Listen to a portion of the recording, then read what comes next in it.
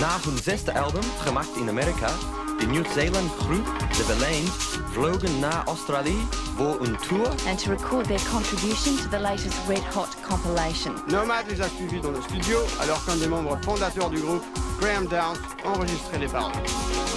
Airborne oceans won't fall.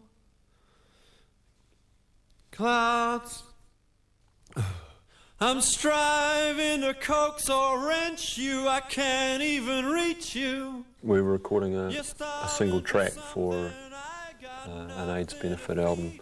The whole idea of it was started in New York by a guy called Paul Heck, who sort of formed this outfit called AIDS Music Project and had the idea of doing a record to give the proceeds towards an AIDS charity. Maybe you're just singing them a little too much. They just feel a little...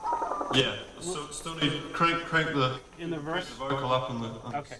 We got a fax about 4 or 5 months ago of all the proposed names, and I think most of them were final, but I'm not totally sure. But you know, there were a lot of names on there, like Nirvana and Red Hot Chili Peppers and L7 and Nine Inch Nails.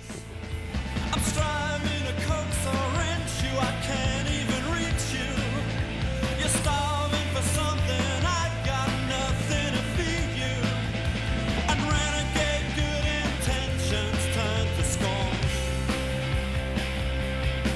All the clouds keep hoarding all their airborne oceans won't fall. What did you focus on for your PhD? What was your major? Well, it was predominantly on the music of Mahler, although in answering the question I posed for myself, it's sort of the first sort of third of it ends up being on a whole range of 19th century things from Beethoven to Liszt to Brahms, but it's predominantly on Mahler. He's not very often flippantly humorous, I must admit, but yeah, he does have a little bit of a reputation of a megalomaniac dirge merchant, but that's totally unfounded. The most recent album, we've just recorded it in LA. Just last month we finished it. It was the first time we'd used a producer at all. We'd always done everything ourselves for budgetary constraints and a reasonable amount of paranoia as well, because there's, you know, for every good story about a producer, you know, there's half a dozen horror stories, you know, from people that you talk to. But you know, we decided that you know, we could do a lot of stuff on our own, but there were certain aspects of getting, you know, really good sounds together that we were, you know, missing out on, that we weren't capable of doing. So we decided to get a producer this time. Yeah, the choruses feel good. The pitch is great, and they're starting to fall in groove-wise. Yeah. It's just really getting the verse to just, I don't know, be a little bit more broken, a little bit more twisted. It feels a little too safe.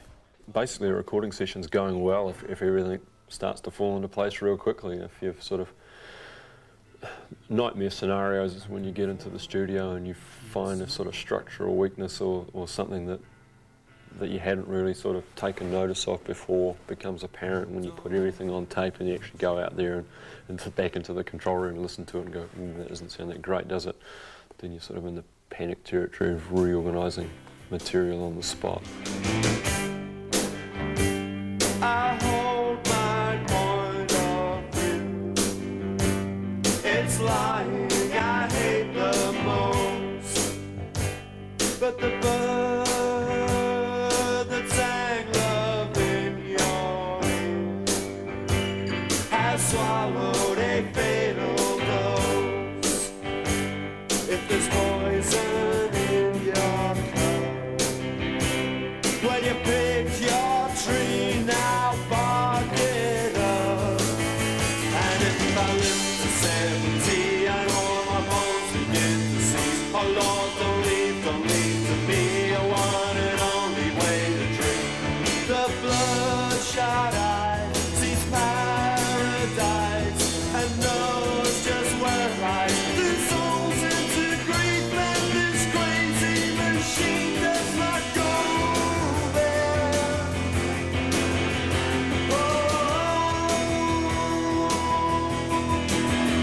saw the picture, saw the play, I read the book along the way. I didn't need to see the end.